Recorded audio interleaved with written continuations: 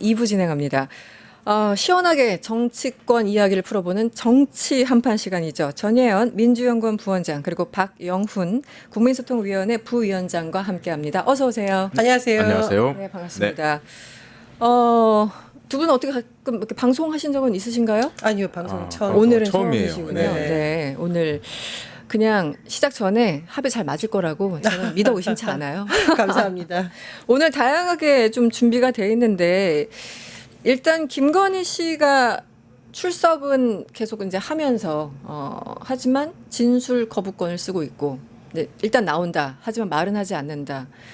이 얘기는 검사가 무슨 질문을 하는지 내가 일단 드러나 보겠다. 뭐 이런 것 같은데 그동안 김건희 씨 조사받는 과정 어떻게 보였어요, 부원장님? 네, 저는 첫 번째로 피해자 코스프레를 그만했으면 좋겠다라는 생각이 드는데 네. 최근에 특검에 불출석 사유서 제출했다고 하잖아요. 우울증으로 인한 식이장애 그리고 불면증으로 고생한다는 취지라고 하는데 뭐 아플 수 있습니다. 그런데 사실 이게 국민 여론이나 법감정에 비춰봤을 때 제대로 된 태도인가 의심이 되는데요. 네. 왜냐하면 김건희 씨를 누가 피해자라고 보겠습니까? 국민들은 가해자라고 보고 있습니다. 그렇죠. 그동안 공천 개입, 주가 조작을 비롯한 중범죄에 가담한 혐의 이것만으로도 사실은 중벌을 면치 못할 거라고 보고요. 상습적인 거짓말, 증거인멸 조작 의혹 그리고 그동안 소환 조사에 제대로 응하지 않다가 결국 구속된 겁니다. 자업자득입니다. 그래서 국민들이 보기에는 한마디로 피해자 코스프레 그만해 이렇게 말씀하실 것 같습니다. 네. 그 두 번 나오다가 이제 원래는 오늘 다시 나오라고 했는데 아프다면서 내일 오후 2시로 일단 확정을 한 것 같습니다.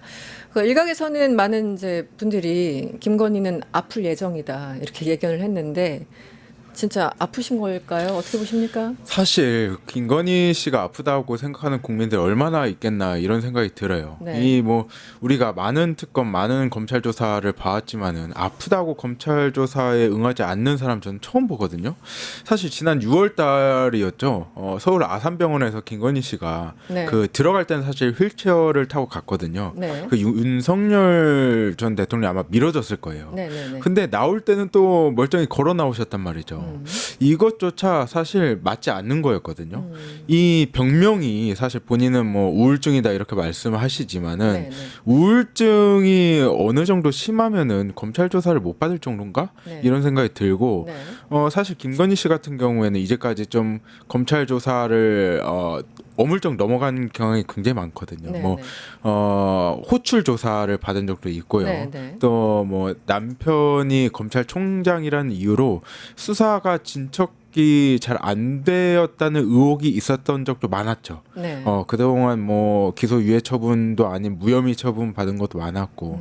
근데 이런 과정을 이제는 뭐 먹히지 않을 거다. 그런 네. 말씀드리고 싶어요. 네. 그리고 딱 한 말씀만 더 드리고 싶은데 우리 국민권익위의 부패방지국장께서 돌아가셨고 그렇죠. 얼마 전에 유서가 가족들에 의해서 언론에 공개된 것을 봤습니다. 누구 때문에 돌아가셨다고 생각하십니까? 김건희라는 사람의 이른바 명품백 사건, 말하기도 부끄러운 사건을 오히려 진실을 밝히려고 몸부림치던 공무원들이 희생된 겁니다. 네, 네. 그런 분들 생각하면 김건희는 피해자 코스프레 할 최소한의 자격도 없다. 네. 이렇게 말하셨습니다. 그 유서 내용 저도 그 당시 좀 읽었습니다만 너무 처참하더라고요. 정말 벌을 받을 사람들은 떵떵거리면서 그냥 권력 휘두르느라 바쁘고 목걸이 받느라 바쁘고 정작 일을 제대로 처리하고자 했던 그 공무원은 스스로 극단적인 선택을 하고 와 진짜 세상에 어떤 도리라는 게 있는 것인가 이런 생각을 다시 한번 하게 되는 상황입니다. 일단 내일 뭐 21일 날 2시로 확정됐다고 하는데 내일은 나오긴 나올까요? 어떻게 보세요? 언론 보도를 보니까요. 21일 오전에 구치소에 진료받고 오후에 특검에 출석한다고 변호인단이 네. 밝힌 것 같습니다. 네. 제가 보기에 정말 진심으로 제가 참여하면서 수사에 또는 조사에 성실하게 이제 응하겠다 이런 의지가 아니라 지금 국민 여론을 변호인단이 좀 살피고 있는 것 같다. 오히려. 여론이 오히려 더 안 좋다. 그리고 이런 태도가 재판부가 나중에 보기에 정말 죄질이 안 좋고 반성의 기미가 없다라는 오히려 중죄를 더 엄벌하게 하는 요인이 될 거라고 변호인단이 판단할 게 아닐까라는 네. 저는 이런 생각이 드는데 사실 김건희는 이것만 아니라도 사실은 중발을 쳐야 됩니다. 그리고 제가 누누이 말하는데 사실 진작에 구속했어야 됐어요. 진작에 오히려 구속은 늦었다라고 말씀을 드리고 싶어요. 네. 일단 구속 연장이 불가피해 보이고요. 그런데 이제 이렇게 얘기하시는 분들도 있어요. 어차피 뭐 조사에 나오더라도 최소한 지금까지 진술 거부권을 2차례나 썼고 앞으로도 말을 별로 안 할 생각 한마디로 이제 재판에 가서 거기서 얘기할 것으로 보인다. 뭐 실익이 있느냐, 빨리빨리 오히려 그냥 구속 기소해야 되는 거 아니냐, 뭐 이렇게 얘기하시는 분들도 있는데 그 부분은 어떻게 보세요? 일단은 김건희 씨가 제대로 조사에 임하고 있지 않잖아요. 네. 이거는 김건희 씨 변호인단이 굉장히 오판을 하고 있다고 저는 생각해요. 뭐 일단 추가로 10일 정도 10일이죠. 10일 더 네. 구속이 연장 가능하고 그렇죠. 기소에 들어가면은 2개월씩 뭐 무한정으로 이렇게 구속이 가능하거든요. 재판에 들어가면은. 근데 재판정 입장에서 보면은 김건희 씨가 제대로 조사에 임하고 있지 않다는 모습. 그게 네. 불성실함으로 비춰질 수 있어서 이거는 빠져나갈 도리가 없거든요. 그리고 변호인단 입장에서도 김건희 씨의 방어권을 제대로 행사해야지 법정 다툼이 되는 거지. 이렇게 뭐 계속 거부한다고 해서 특검의 요청에 거부한다고 해서 제대로 풀릴 일이 없거든요. 김건희 씨의 지금 변호인단의 전략은 완전히 실패다 말씀드리고 싶어요. 그렇군요. 그 이제 어저께 제목들이 그런 거였어요. 여사, 집사, 법사 한날에 불렀다 뭐 이런 것들. 네. 그러니까 서로 이제 입맛 주는 걸 방지하기 위해서 하루 1시에 불러서 각자 방에서 이제 조사를 한 것 같은데요.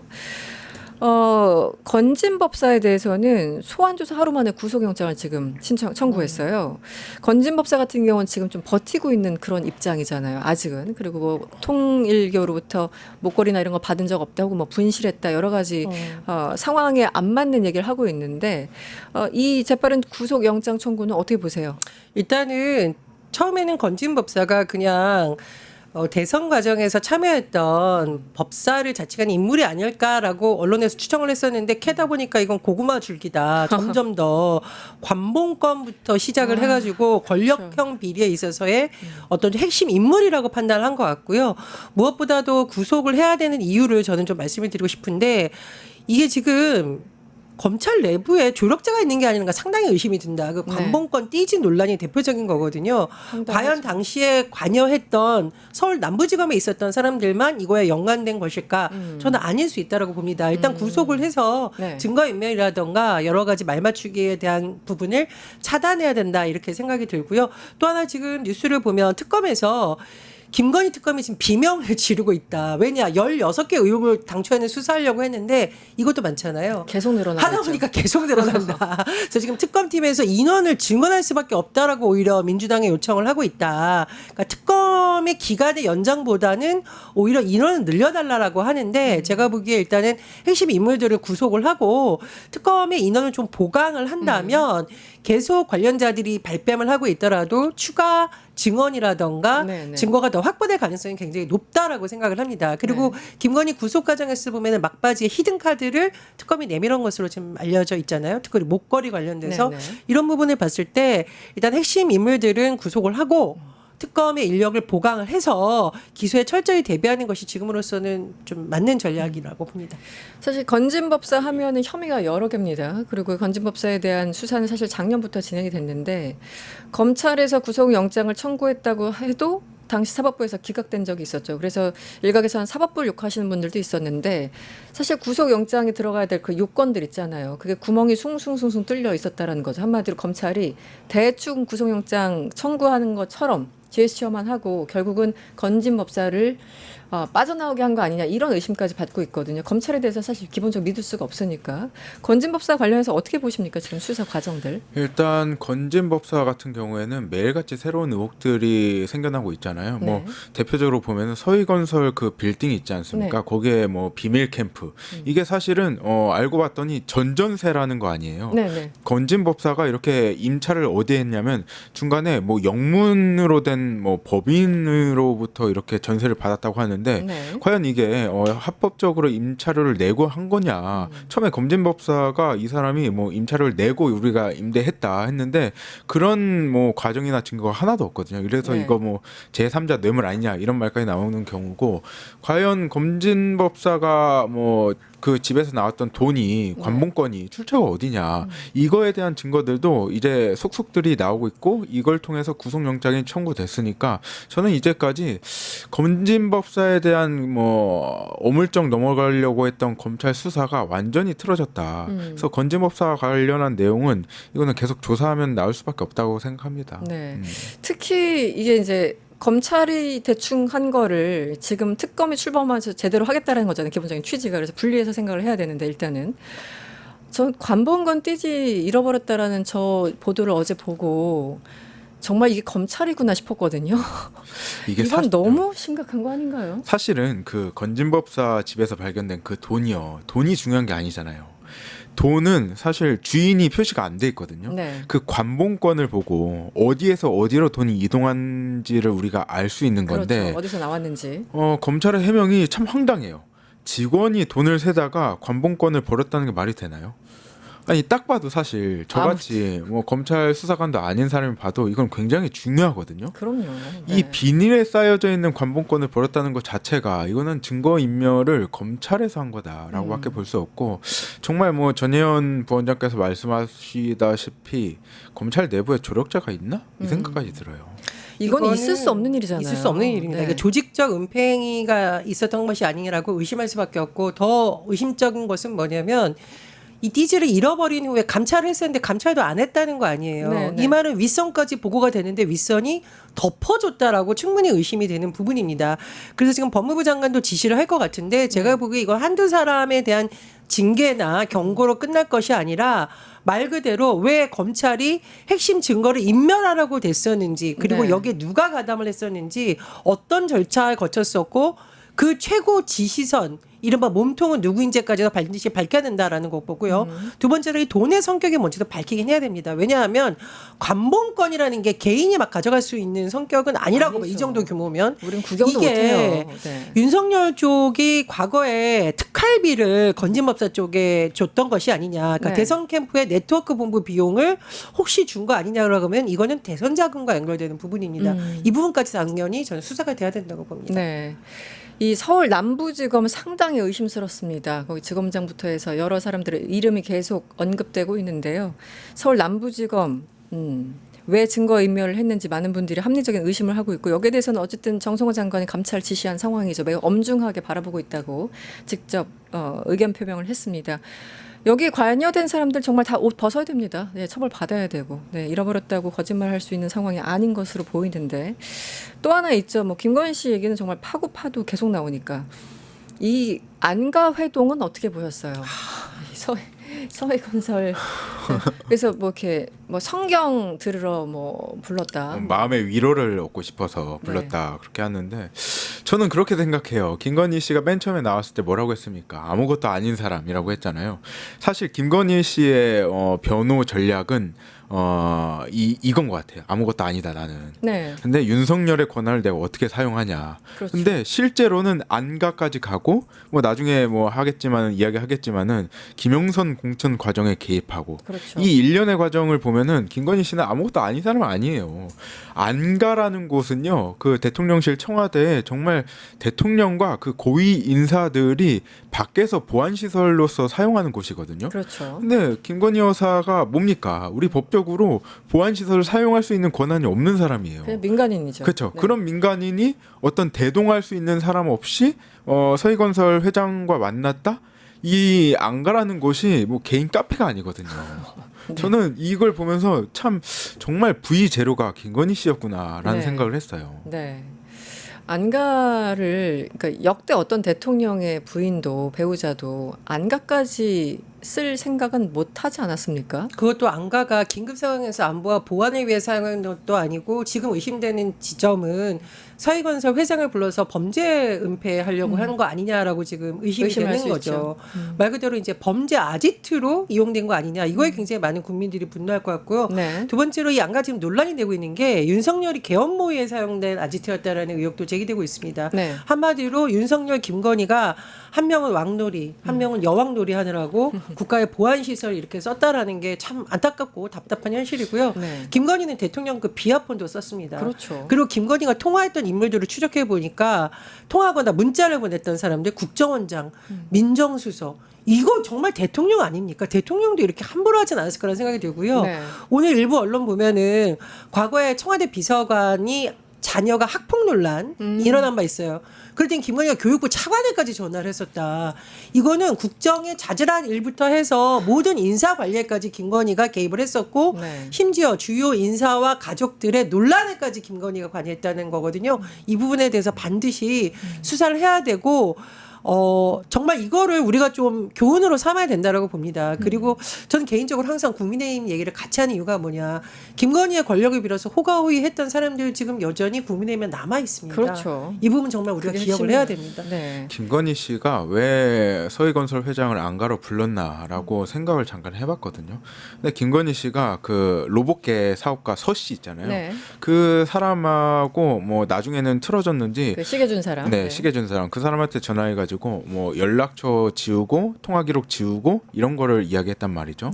근데 그런 것을 봤을 때 이 서희건설 회장도 뒤탈 없이 마무리하려고 했던 거 아닌가? 이 시점이 뭐 안가 갔던 시점을 보면은 목걸이랑 이런 거 다 돌려받은 다음이란 네. 말이죠. 네. 그런 거 봤을 때 이 사람에게 좀 뒤탈 없이 좀 네. 달래려는 의도가 있지 않았나. 그래서 결국에는 김건희 씨는 증거 인멸과 수사 대비를 미리 했다고밖에 볼 수가 없는 것 같아요. 네. 그러면 결국 안가는 개인의 취조 시설이라던가 협박 장소 뭐 이런 걸로 이용된 범죄 건가요? 모의. 입 다물라 막 이러면서 참 근데 안타깝습니다. 이게 좀 재밌는 게 보도마다 조금씩 다르긴 하지만 그 서해건설 그 이 회장이 자수서를 낸 거잖아요. 그래서 일단 그 부분에 대해서는 분 건데 우리가 나토 3종 세트라고 해서 목걸이, 귀걸이, 브로치 이렇게 세 가지인데 그때 그 세 가지 중에 하여튼 두 가지는 반납하고 하나는 또 주지 않았다고 합니다. 그러니까 그게 귀걸이를 안 줬죠. 빠뜨린 네. 건지. 그리고 저는 이게 돌려받는 거는 굉장히 중요한 일이잖아요. 내가 뇌물을 줬는데 상대방에서 나한테 이걸 돌려줬어. 이건 굉장히 이 선물 준 사람 입장에서는 민망하고 기분 심지어 나쁘죠. 충격적인 네. 일이죠. 내가 뭐 잘못했나 이런 거지 않습니까? 본인도 그런 취지 얘기를 했던데. 그런데 날짜를 정확하게 기억 못한다는 것도 전 이해가 안 가요. 뭐 2023년 말부터 2024년 초였다고 이렇게 얘기를 하는데 저는 그래서 그 얘기를 듣고 이게 여러 차례에 걸쳐서 뭘 준 게 아닌가? 왜냐면 한 번이 아니었기 때문에 범위를 넓혀서 2023년 말, 2024년 초로 기억하고 있는 게 아닐까? 왜냐면 딱 하루였다면 기억 못할 이유가 없잖아요. 워낙 충격적인 날인데. 그래서 저는 그 부분도 좀, 그러니까 우리가 알고 있는 거 외에 또 다른 무엇인가가 있는 것은 아닌가라는 생각을 좀 해보게 됩니다. 일단 성경 말씀 들었다고 하니까요. 네, 뭐 그렇고요. 네, 또 하나 윤석열 얘기를 좀 해보겠습니다. 체포영장 집행이 무산됐죠. 두 차례 무산됐고 그래서 CCTV를 좀 봐야 되겠다. 윤석열이 실제 어떻게 저항을 했는지 뭐 무슨 잘못이 있었는지 혹은 구치소에서 너무 비호한 거 아닌지 이성윤 의원이 CCTV 다음 주쯤 공개할 거라고 얘기를 했는데 어떻게 보세요? 우리가 뭐 윤석열의 속옷 차림을 굳이 보고 싶진 않습니다. 네. 그러나 윤석열은 공무 그에 대해서 반항하는 장면, 그러니까 윤석열이 개인적으로 그 안에 있는 장면은 개인 정보 보호에 해당할 수 있는데 공무에 대해서 집행되는 과정은 개인 정보 보호에 들어가지 않는다고 볼 수 있기 때문에 네. 아마 국회 차원에서는 확보가 가능하지 않을까 싶은데요. 저는 개인적으로 별로 보고 싶진 않습니다. 그러나 하도 윤석열 변호인 측이 본인들이 가혹행위를 당하고 있고 무리한 방법으로 전직 대통령을 체포한다고 주장을 하니까 불가피하게 이렇게 한 거라고 보고요. 뭐 윤석열의 일부 변호인을 자처한 인물들도 CCTV 공개한다는 식으로 뭐 주장을 하지 않았습니까? 그랬었죠. 네, 자업자득이라고 봅니다. 이게 우리가 윤석열 씨에 대해서 뭐 모욕감을 주거나 수치심을 주려고 공개하자고 하는 게 아니잖아요. 한나라의 대통령이었었던 사람이 공권력을 이렇게 무력화하는 과정, 그 과정을 밝히려고 하는 거고, 아니 이제까지 우리나라의 전직 대통령 수많은 사람들이 검찰 조사 받고 재판 받고 했는데 네. 이 사람들조차도 정말 성실하게 조사에 임하고 수사를 받았거든요. 재판도 받고. 네. 뭐 따지고 보면 다 제가 볼 땐 다 국민의힘 계열 대통령이었는데 그분들조차 이렇게 검찰 조사 재판 성실하게 받았는데 유독 이 율사 출신이라고 하던 사람, 검찰총장까지 지내던 이 사람이 법을 안 지키고 이렇게 공권력이 무시하는 과정이 정말 이거는 기록에 남겨야 된다 이런 생각이 들고 지금 윤석열 씨는 정치 투쟁을 하고 있는 것 같아요. 자기 나름의. 그렇죠. 네. 김건희 씨는 뭐 나는 아무것도 아닌 사람이라고 하면서 법리 투쟁을 하고 있는데 네. 윤석열 씨는 지지자를 동원하고 극우 세력을 동원해서 봐라 여론전하면서 봐라 내가 이렇게 뭐 지 딴에는 자기 딴에는 이렇게 탄압받고 있다라고 하고 있는 것 같은데 이 법치주 국가에서는 네. 정해진 절차대로 재판을 받고 수사를 받아야 됩니다. 네. 그 구치소나 이런 데서 수십 년간 근무하셨던 분들이 최근에 윤석열 행태를 보고 내가 살다 저런 사람 처음 본다고 혀를 찬다는 거 아닙니까? 어떤 범죄자가 와도 저렇게까지 막무가내는 아니었다고 얘기를 많이 하신다고 하더라고요. 이 참 공개되면 뭔가 명확해질 것 같아요. 윤석열이 더 이상 버틸 수 없는 상황까지 가지 않을까라는 생각이 들고 일단 다음 주에 어떻게 공개가 되는지 좀 보도록 하겠습니다. 한덕수 얘기를 좀 해보죠. 뭐 제가 질문하기 전에 하실 말씀이 많아. 탄식이 한숨이 나오네. 절로 탄식. 한숨이 절로 나옵니다. 이런 사람이 한 나라의 국무총리였다니 한숨이 절로 나옵니다. 진짜. 16시간 넘게 조사를 받았는데요. 뭐 늘 하는 얘기 있죠. 뭐 고생 많으십니다. 이러면서 이제 들어갔어요. 일단 구속 영장을 청구할 것으로 보입니다. 왜냐하면 특검 측에서 브리핑을 하면서 지난 그 몇 달간 상황이 많이 변했다라는 워딩을 했거든요. 어떻게 보세요? 여러 가지 증거가 많이 확보됐다라고 지금 특검이 자신감을 비추는 것으로 보이는데 사실은 이제 뭐 그냥 방조 정도냐 아니면 계엄 선포문을 사후 승인한 정도냐라고 했지만 지금 보니까 내란에 거의 관여를 했다라고 봐야 된다라는 거잖아요. 그렇다면 구속을 당연히 해야 된다라고 보고 있는 거고 그리고 저는 이건 정말 구속 사유에 들어간다고 생각을 합니다. 국회에서 거짓 증언했지 않습니까? 그렇죠. 계엄 선포문 나중에 양복 뒷주머니에 있는 거 알았다고요?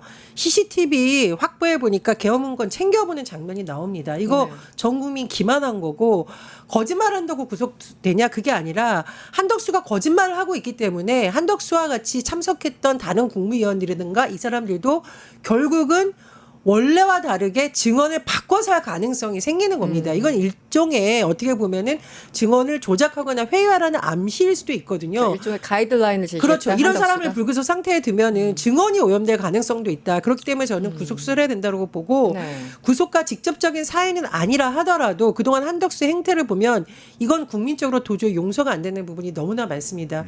대선에 출마했던 거 기억나십니까? 잠깐 기억납니다. 대선에 출마했습니다. 잠깐 후보였죠. 네. 개업 이후에 당시 한동훈 국민의힘 대표와 손잡고서 공동 정권 운운했습니다. 황당한 장면. 윤석열의 불법 계엄을 막지 못한 한나라의 2인자였고 헌법에 따라서 대통령이 잘못을 오히려 막았어야 될 인물이 이렇게 뻔뻔하게 행동했고 전 국민이 다 지켜봐야 됐습니다. 구속 수사해야 된다. 저는 강력히 주장합니다. 네. 저는 지난 네 말씀하세요. 네. 한덕수 뭐 전 총리에 대해서 많은 뭐 의심과 정황과 뭐 혐의가 있지만은 제일 중요한 게 저는 뭐라고 생각하냐면 추경호 원내하고 계엄 당시에 왜 전화했나요? 30분 정도. 7분 했나요? 7분 정도 했다고 나왔는데 이 국무총리가 계엄 당시에 원내대표하고 여당의 원내대표하고 전화할 이유가 하등 없거든요. 네. 이거는 새로운 증거잖아요. 사실 이 과정에서 뭐 국회 본회의를 무산시키려고 했거나 이런 것들을 저는 한덕수가 증거 인멸을 하거나 이 추경호와 말을 맞출 가능성이 굉장히 높기 때문에 분명히 구속 사유에 해당한다고 보고 뭐 그 외에도 집무실 나올 때 어떤 문건을 들고 왔는데 이게 계엄 문건이냐 아니냐 이런 것들은 사실 새로운 것들이거든요. 그래서 전에 뭐 한덕수를 구속해야 되냐 말아야 되냐 그 논쟁에서 넘어서서 네. 이제는 새로운 국면으로 넘어갔다 봅니다. 네. 아니 뭐 이상민 전 행안부 장관까지 구속된 판에 지금 이제 구속 기소됐죠 어제부로. 그런데 이 상황에서 국무총리였던 한덕수가 구속이 안 된다면 그것도 형평성상 상당히 논란이 될 것으로 보입니다. 구속은 거의 확실해 보이나요? 어떻게 예상하세요? 뭐 저는 구속될 거라고 봅니다. 말씀해 주셨듯이 그동안 밝혀지지 않았던 여러 가지 상황이 지금 나오고 있고 특히 증거가. 계엄 해제를 방해하려는 듯한데 뭔가 공모한 거 아니에요. 굉장히 중범죄라고 봅니다. 그렇죠. 그리고 제가 거듭 말씀드렸듯이 국회나 이런 데서 거짓말한 거 한나라의 총리가 이거 더 엄중하게 처벌해야 되는 겁니다. 그래서 법원에서 구속영장 발부할 거라고 보고요. 꼭 말씀드리고 싶습니다. 사실은 법원이 그동안 일부 중요한 사건에 대해서 구속영장을 기각하거나 혹은 윤석열을 사실상 한번 풀어준 것에 대해서 많은 국민들이 분노하고 있습니다. 네. 그러나 특검을 통해서 지금 정말 빼박할 수 없는 증거가 많이 나오고 국민들이 다시 법원이 정의를 다시 세워달라고 주장을 하고 있습니다. 네. 이런 대국민 여론도 법원에서 분명히 감안하실 거라고 일단 기대하고 있습니다. 법원이 정의를 세울 수 있을까요? 전 조이대를 보면은 영 불가능한 것 같은데요. 일부라도 세워주시기 바랍니다. 일부라도 일부 양심 있는 판사들이 제발 좀 해줬으면 좋겠다. 네, 알겠습니다. 조국 전 대표 얘기를 잠시 해보겠습니다. 시간이 많지 않은데요. 조국 전 혁신당 대표 행보 하나하나가 관심입니다. 참 이분은 뭘 해도 관심이에요. 이것도 타고난 게 아닌가 싶기도 한데 영상 저희들 준비되어 있습니까? 한번 볼까요? 아니 가족 식사 한다고 그랬지 된장찌개만 먹었다고 안 그러셨잖아요. 예, 그리고 예. 조국 대표님 워낙 고기를 좋아해요. 아, 그래서 그래요? 예. 첫 식사로 가족들과 함께 고깃집에 갔다고 나중에 들었습니다. 특히 예. 먹고 싶었던 게 이제 고기를 워낙 좋아하는데 구워 먹는 고기는 거기서 못 먹을 거 아닙니까? 그래서 나오면 고깃집에 가실 거라고 생각을 했었죠. 조국 전 대표는 어제 일과 시간 이후에 조국혁신당에 복당 신청서를 제출했습니다. 당원 자격 심사위원회는 오늘 개최될 예정이며 최고위원회는 목요일에 열릴 예정입니다. 24일 일요일, 25일 월요일 1박 2일간 문재인 전 대통령에 대한 예방 및 노무현 전 대통령 묘소를 참배할 예정입니다. 아니 된장찌개가 왜 논란인 거예요? 아니 뭐 틱톡이든 뭐든 영상 그 보면 다 먹는 사진이잖아요. 이게 무슨 1970년대도 아니고 왜 이런 겁니까? 저는 조국 전 대표에 대해서 언론이 너무 과도하게 관심을 주고 있다. 네. 이렇게 심하죠. 스포트라이트를 받을 일이 아닌데 이렇게 스포트라이트를 받는 거는 좀 기이하거든요. 아니 뭐 된장찌개 먹고 올릴 수 있다고 저는 생각해요. 그렇죠. 아, 그러니까 한마디로 왜 고기를 숨겼냐 거의 이런 그렇죠. 분위기잖아요. 이렇게까지 뭐 해야 될 일인가 생각이 들고. 이게 한국 전쟁 끝난 지 며칠 안 된 것도 아니고 뭐 하자는 건지. 네. 네, 뭐 아무튼 조국 전 대표가 지금 뭐 출소하고 나서 뭐 일시적으로 스포트라이트를 받는 것은 뭐 그동안 뭐 언론에서 관심을 갖지 못했던 것에 대해서 관심을 갖는 뭐 축적된 것이라고 볼 수밖에 없고요.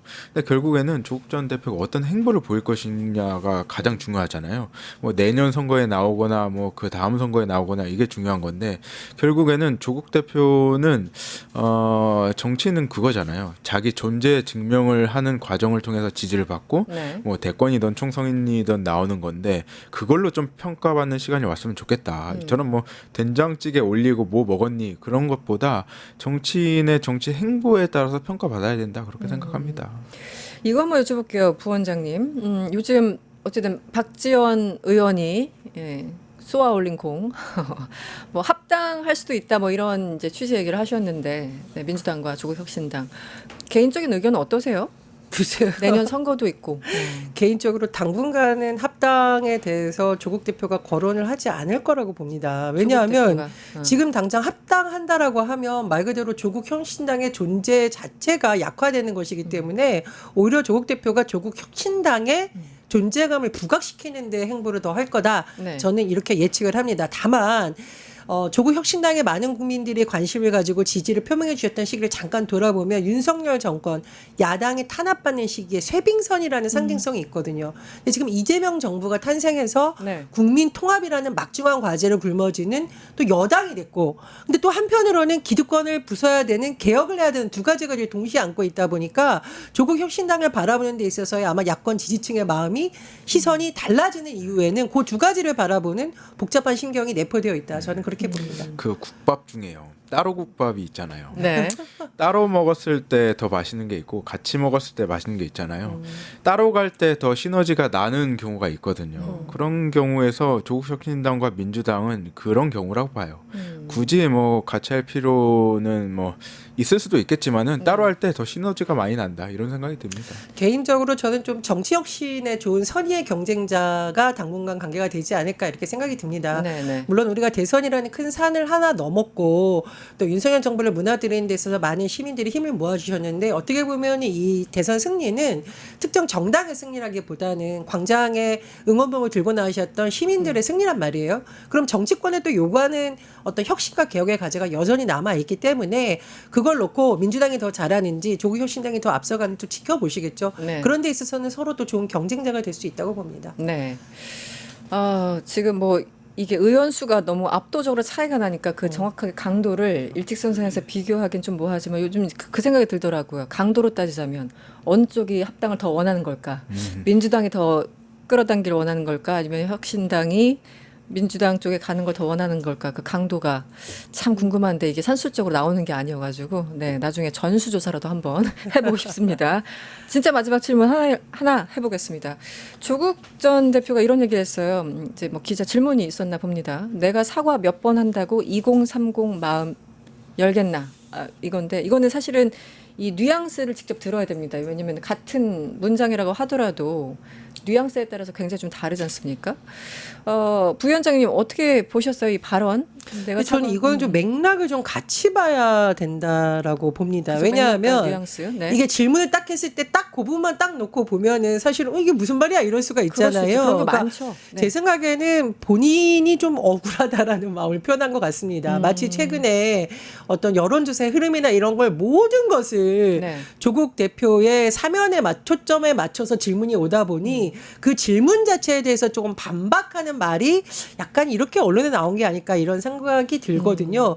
왜냐하면 조국 대표가 물론 정치권에 미치는 영향이라든가 관심도가 매우 높지만 네. 여론조사 전체가 움직이는 동향에 조국 전 대표가 가장 모든 원인이라고 저는 볼 수는 없다라고 생각을 하거든요. 네. 그런 차원에서 오히려 기자가 던진 질문에 약간 반박하는 그 질문 자체를 좀 받아들일 수 없다라는 심정을 약간 표현한 게 아닌가 이런 생각이 듭니다. 조국 전 대표 경우에는 이제까지 사고 많이 하셨거든요, 사실. 사과 많이 했죠. 근데 제가 아까 말씀드린 것처럼 정치는 자기 존재 증명을 하는 과정에서 표를 얻고 지지자를 얻고 하는 거거든요.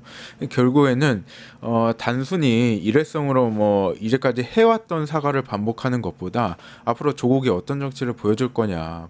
본인이 뭐 과거의 사과 내용을 보면요, 저희 가족의 경우와 달리 교수 부모가 제공한 인턴 체험 활동의 기회를 갖지 못했던 청년분들에게 송구하다라고 구체적으로 사과를 했어요. 네, 네. 이제는 사과를 넘어서 그 이상의 것을 보여줘야 될 때가 아닌가? 조국 대표가 그렇게 생각한 게 아닌가 싶어요.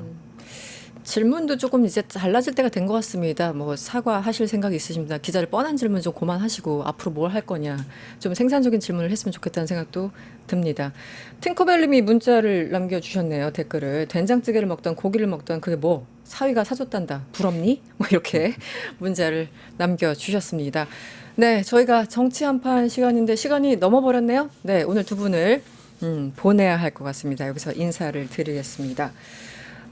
정치 한판이었고요. 전예현 민주연구원 부원장 그리고 박영훈 국민소통위원회 부위원장과 함께했습니다. 오늘 고맙습니다.